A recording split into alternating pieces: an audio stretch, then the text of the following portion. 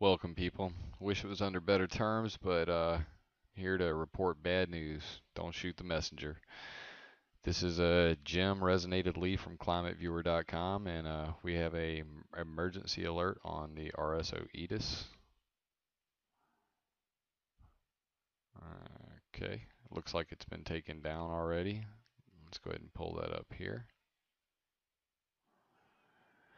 Hazardous material in the USA on Wednesday, the 22nd of August, 2012, as a part of the biggest, costliest environment cleanup project in the nation's history, disposing of 53 million gallons of radioactive waste at the Hanford Nuclear Reservation in Washington State. One thing was supposed to be sure: waste stored in the sturdy double-wall steel tanks that hold part of the toxic ooze wasn't going anywhere. But that reassurance has been thrown into question with the discovery of a 3-foot-long piece of radioactive material between the inner and outer steel walls of one of the storage tanks, prompting new worries at the troubled cleanup site. We're taking it seriously, they say.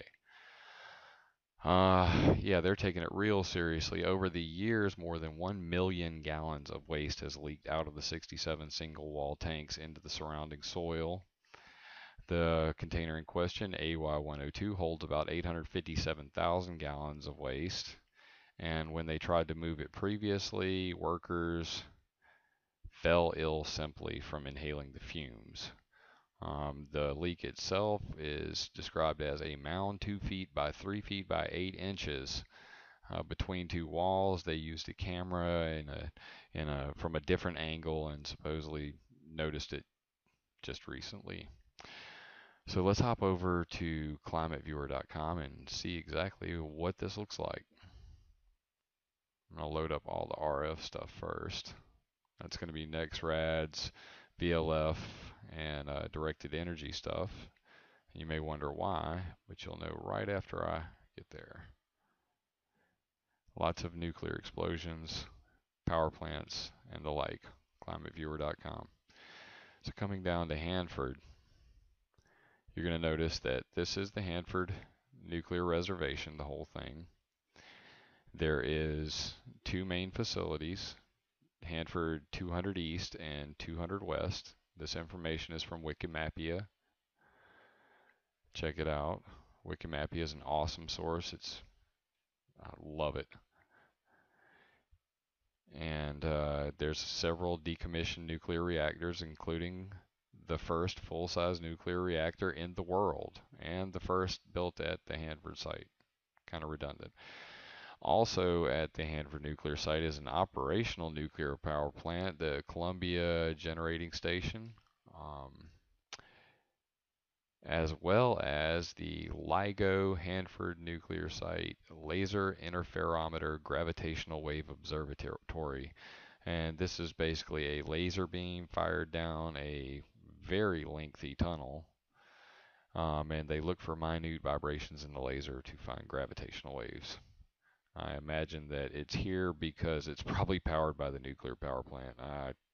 Otherwise, who knows?